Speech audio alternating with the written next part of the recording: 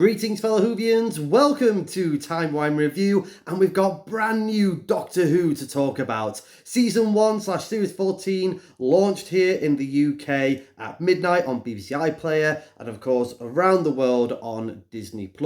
It's obviously due to still be broadcast here on BBC One as well.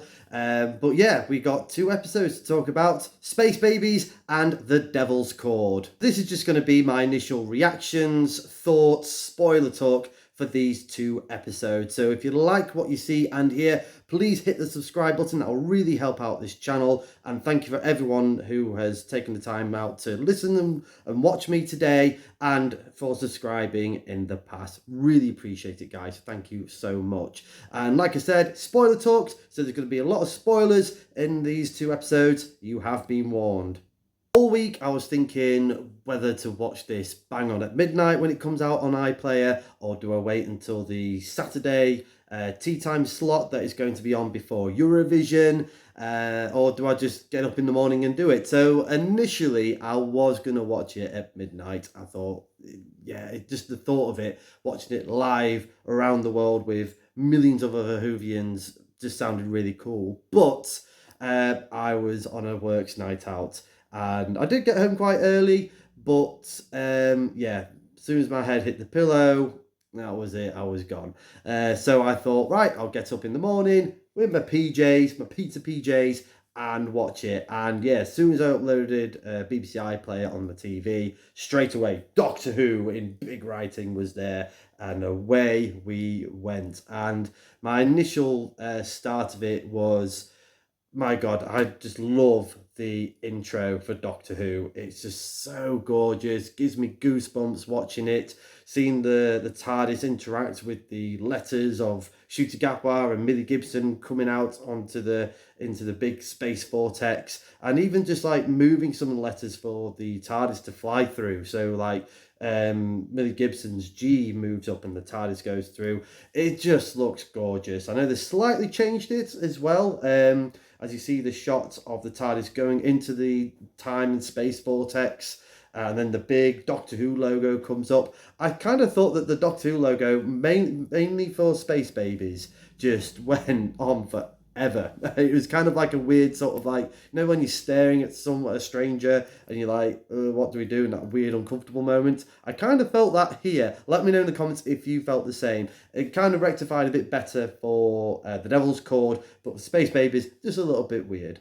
Let's talk about Ncuti Gatwa as the Doctor. I'm absolutely loving his performance so far in this series, and I love the little exposition of getting kind of like a refresh, isn't it? Really, they are really pushing this refresh of Doctor Who to new audiences who haven't really watched Doctor Who before. So we're getting a bit of a repeat of what who the Doctor is, what the TARDIS is, and you know what they can do with the TARDIS. So we had a little bit of that between the Doctor and Ruby.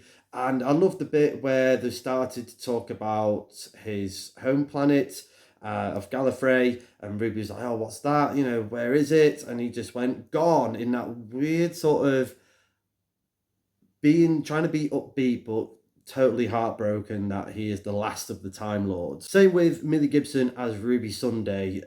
She was, again, really, really good.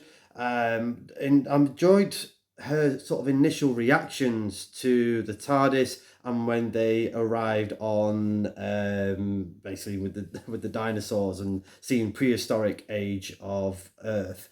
I thought that was really quite emotional at parts as well. You know, you felt that with her. And, you know, we usually have like the big sort of, oh my God, this is exciting, wonderful. For Ruby, I felt she was a little bit excited, but overwhelmed by the whole thoughts of going into time and space and going anywhere and everywhere that you want to go. And yeah, I enjoyed that part. And then we had the little butterfly scene, which was a little bit weird, a little bit jarring.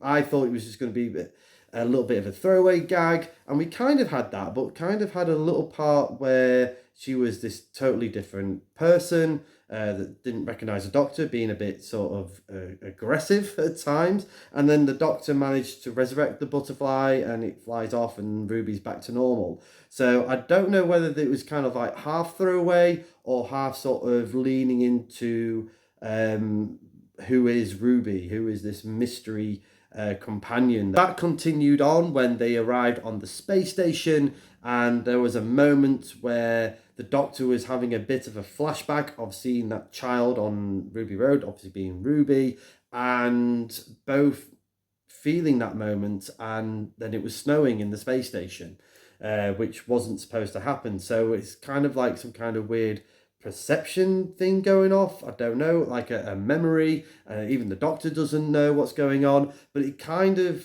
hints at what we saw in the trailer, where you saw the Doctor screaming out in space, but it looked like in the background it was the memory TARDIS. So I'm feeling that's going to sort of play an important part into why we're getting these weird sort of perception memories going off in between the Doctor and Ruby.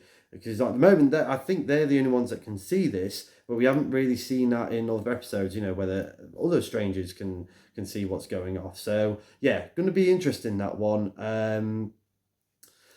Yeah, I'm glad that they are going through that. At first, I was thinking, oh, is it going to be another sort of, another Clara or another Rose? It's like this important sort of being, obviously becoming Rose being Bad Wolf. It kind of feels like that, but at first I was like, oh, we've kind of been there, done that. But that was 20, especially with Rose, that was 20 years ago nearly. So I don't mind them travelling and going down that route again, just to sort of like as a refresher type of memory. Because we've had sort of like more ordinary companions before as well, like with Martha and Bill Potts. So we've kind of had that. So yeah, I didn't mind initially. At first I was like, okay, a little bit repetitive, but then again, it's been 20 years ago, so I'm cool with this mystery. Let's talk about these space babies, because, well, if it was a drinking game, they do say space babies a lot. And the initial idea of the space babies, yeah, on paper, it was quite solid. I did find them jarring at times, though, the actual sort of execution of it, because yes, we have got brand new big budgets, as we've seen. I mean, the space station looks fantastic. The sets designs look amazing as well. As costumes. Doctor Who has always been great with costumes, so is same as BBC. But yeah, the actual sets itself look fantastic. The monster as well. I'll get to that in a little bit later. But again, that looks fantastic. But I felt like they stretched it a little bit too far with the effects for the space babies talking. It just didn't quite match with what they were saying. It just looked a little bit off at places. Didn't quite do it for me. Took me out of it a little bit on that one. I think it would have been better to do a few of the shots with them talking, but a lot of it is cut away of seeing the back of them or anything like that, or you're not physically seeing them speak the dialogue. I also felt that maybe they've gone away and re-edited some of the speech as well, because it just, I don't know, it just felt like, because it was kind of cutting away and stuff, like as if they changed some of the dialogue last minute. That's what I kind of felt. It'll be interesting to see what the original script was. Credit to whoever was editing this this screenplay, because my God, they must have hundreds of hours of footage of these babies to get the right expressions, the right sort of looks from them. And yeah, that must have took a lot of time to do. That must have been so difficult to do. So fair play to whoever had that wonderful job of dealing with that. But again, the interactions with with Ruby, the Doctor, and these space babies, and Nanny as well, that was fun. And yeah, the casting has been pretty spot on, really, which again I'll talk about in The Devil's Chord. Let's talk about the bogeyman. Yeah, and this is the whole thing from the plot, to sort of bouncing back on the plot of the story. Is I felt it a little bit thin. I was sleepwalking into this. I thought, yeah, I know exactly what it's going to be, especially when the realization of the bogeyman being made out of bogies. It's fine. It was cheesy, but it just got away with it for me. But again, it's you don't want anything too heavy to introduce a new audience to Doctor Who.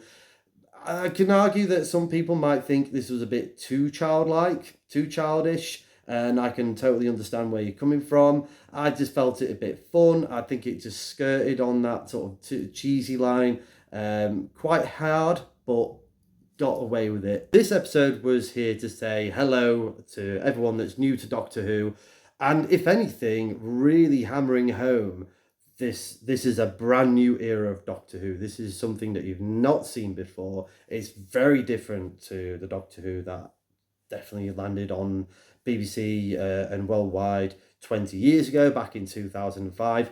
Very different to Doctor Who in the 60s, 70s, and 80s as well. Again, some people might love this. Some people might go, oh my God, this is not my Doctor Who. I can definitely see this big divide for Space Babies. Um, yeah, like I said, I thought it was quite fun.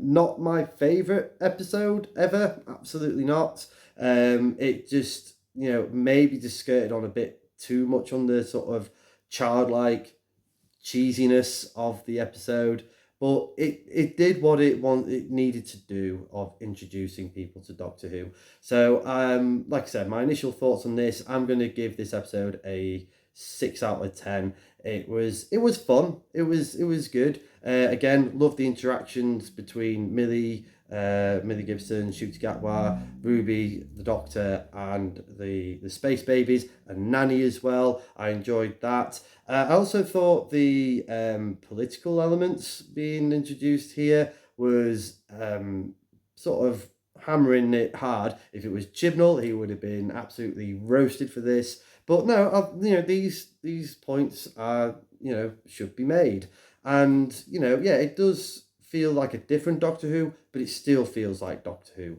I'm glad that they did go with 2 episodes for this season premiere, because if it was just Space Babies alone, I think a lot of people would have been a bit, oh, not quite sure where I'm going here. So glad we get a second episode for this premiere, which was The Devil's Chord.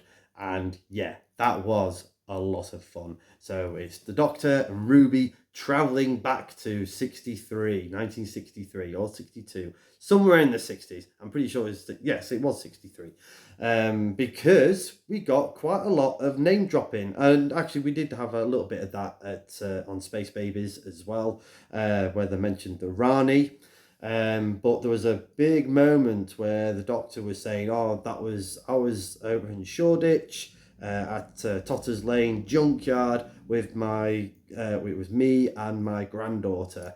And yeah, they really sort of hammered home that he had a granddaughter. So are we going to be getting Susan, a return of Susan at some point? I'm sure someone has got to be Susan. Maybe Susan Twist, because we got a lot of Susan Twist elements going on here and the previous episode as well, but more sort of here. The Doctor and Ruby are just keeps ignoring they're not sort of paying attention. So we've got this big mystery going on there, as well as the mystery of Mrs. Flood that was introduced in the Christmas special, and The One Who Waits, which was name dropped again later in this episode. I'll talk about that later in this review. I want to talk about Jinx Monsoon as the villain Maestro. She absolutely nailed it as Maestro. Absolutely loved this character. I thought she was fantastic. Really good sort of rage, as well as in angry rage. Especially with the scene where she's captured Ruby and she's sort of hung up in the air with all these musical notes around her, and her and the Doctor was talking about who is she. She's got a hidden song in her, and this is a song that's this is cheating. This is not this is not me. Who is this person? And And the Doctor was saying, "Oh, let her go." And it's like, "I can't. She's the only human. I want to wipe her out." So yeah, really loved Jinx Monsoon as Maestro. I thought it was brilliant. I do hope that we get to see her again in the future at some point. The main plot of this story is that the world of music has disappeared.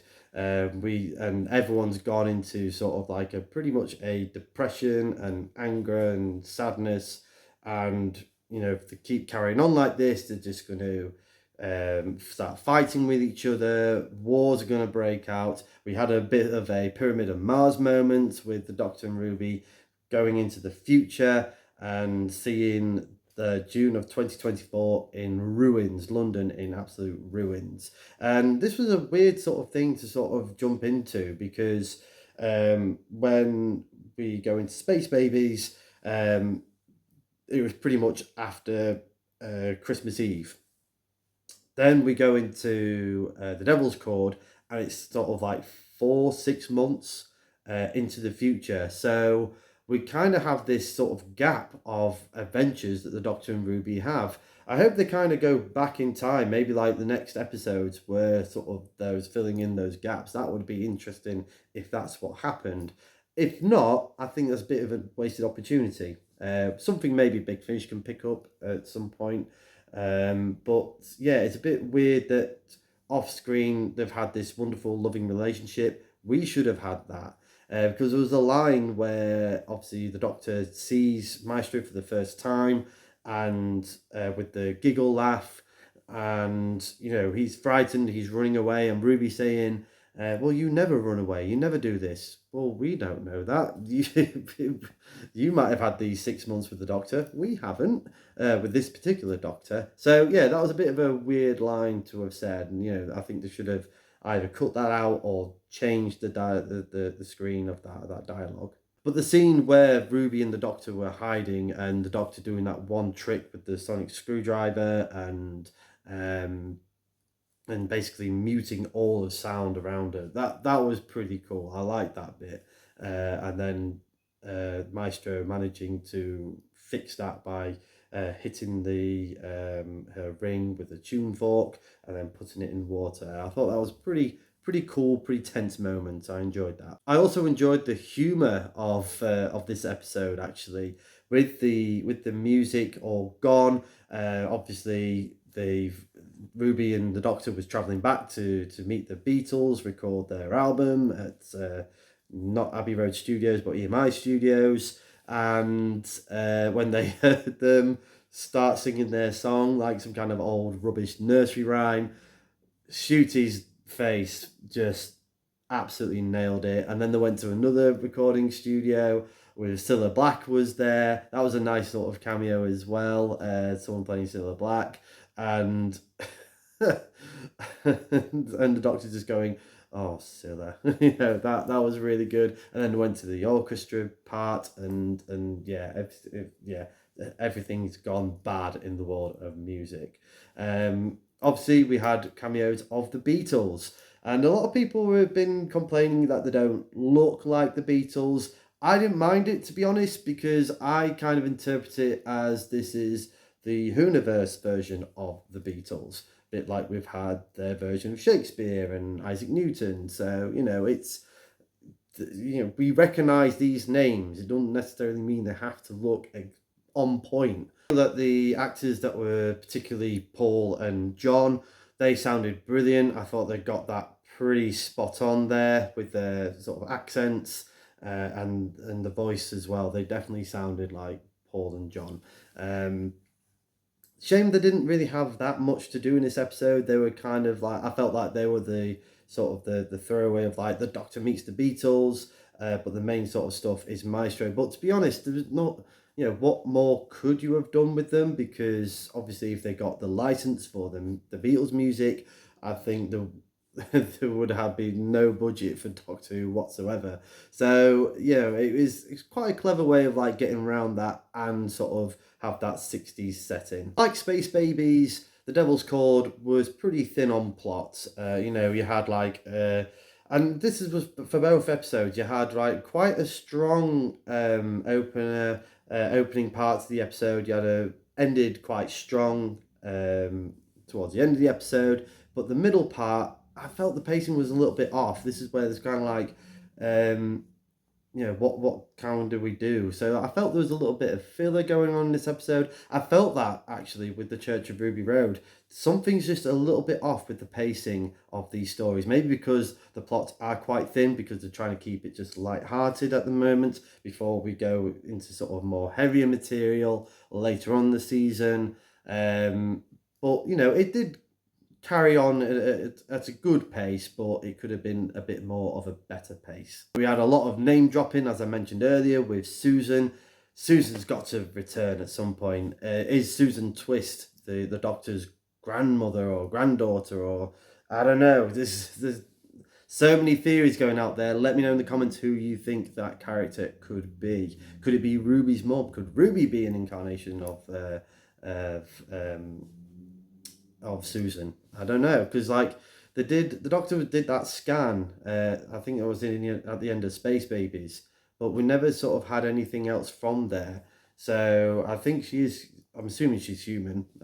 But yes, there's lots of mysteries being thrown in there, and then we got the line from Maestro before she's banished that the one who waits is coming. Who is this one who waits? I'm thinking it could be Omega. I'm going to throw it out there, Omega. I was thinking maybe Sutek with that sort of reference to Pyramid of Mars, but I'm going to pivot, and I'm going to say it's Omega. Also, I like that Maestro was the child of the toy maker. That was a nice sort of, it made, I felt that character sort of more stronger, more believable. There's got to be some ramifications of the toy maker being locked away, and we've kind of had that actually. There's been some good callbacks actually from Wild Blue Yonder with the whole sort of I broke the salt, and that's how the toy maker managed to get into this universe. And now we've got Maestro getting into this universe as well. So I feel like there's going to be those type of characters entering Doctor Who in the future as well. I did like Maestro's child. Was it Harbinger? That was quite fun. And obviously we saw Harbinger at the end. So yeah, like I said, I don't think this is the last we've seen of Maestro. Then we got a full-blown musical number. The twist. There's always a twist at the end. I didn't mind it. It was very not Doctor Who, but again, Doctor Who can be anything it wants to be. I thought we was going to get a full-blown musical in this episode, really, but no, we just got a musical bit at the end. Now, again, I think this is going to divide people. They're either going to love this song or they're going to absolutely hate this song. I enjoyed it. I didn't think that, I just felt like it was sort of like in their imaginations, whether, rather than it actually happened real time between the Doctor and Ruby. It was just a throwaway sort of gag. I'm sure I saw Murray Gold on the piano in that musical number. And also we had a cameo of June Hutton, who was the costume designer for Doctor Who in the 70s. I'm sure she was the one that knitted Tom Baker's scarf, the Fourth Doctor's long iconic scarf. So yeah, she was there playing on the piano in a flat before she was gobbled up away by Maestro. We also had Ruby playing the piano of Ruby's theme as well. And I did like the sort of, there was a lot of breaking fourth walls in this episode, with Maestro doing the da-da-da-dun, da-da-da-dun of the Doctor Who theme as well, and then sort of cutting into as if Ruby and the Doctor was listening to that theme on the jukebox in the TARDIS. So yeah, I thought it was very much out there Doctor Who, but definitely better than Space Babies. I'm going to give The Devil's Chord a TARDIS rating of 7.5 out of 10. I had a lot of fun with this episode. It definitely helped having those two episodes as the season opener. Overall, I felt these episodes did what it said it wanted to do by introducing new people to Doctor Who. That's what it was planning on doing, and obviously rewarding the fans with sort of callbacks from the past as well. There's been some really good callbacks that are definitely going to be integrated at some point in this new era of Doctor Who. And it was definitely springboarding. This is a totally new era under Russell T Davies Part 2. And yeah, it's definitely not Doctor Who of old, but it still feels like Doctor Who. It definitely pushes that Doctor Who can be anything, and we're going to show you that we can do anything with Doctor Who. So some people are not going to like it. I totally understand why, but let me know in the comments below. What did you think of these 2 episodes? Did you enjoy it? Did you have a good time with it? Did you absolutely loathe these episodes? Did you feel that this is not the Doctor Who that you fell in love with all those years ago? I'm really interested to know your thoughts on this episode and this era of Doctor Who. And also, viewers in the UK, did you watch Doctor Who bang on at midnight on BBC iPlayer? Or are you waiting to watch it live on Saturday night before Eurovision? Good luck, UK, in the Eurovision Song Contest. Or did you watch it like I did, first thing this morning, like a Saturday morning cartoon with a big bowl of cereal and your pizza pajamas? I would love to know. So thank you very much for watching. I know it was a bit of me sort of rambling on sort of my initial thoughts, because it's not, I didn't want it to do like a review. I think I'll go away and do a review at some point in the future. I just wanted to sort of talk about my initial gut reactions to these episodes. So if you have enjoyed this video, please like, share and subscribe. Hit the cloister bell for more notifications. Come say hello and follow me on Facebook and X. And do check out my other fantastic Doctor Who related content on the Timey Wimey Review TikTok page. And of course right here on the Timey Wimey Review YouTube channel. And as the good doctor once said, there's always a twist at the end.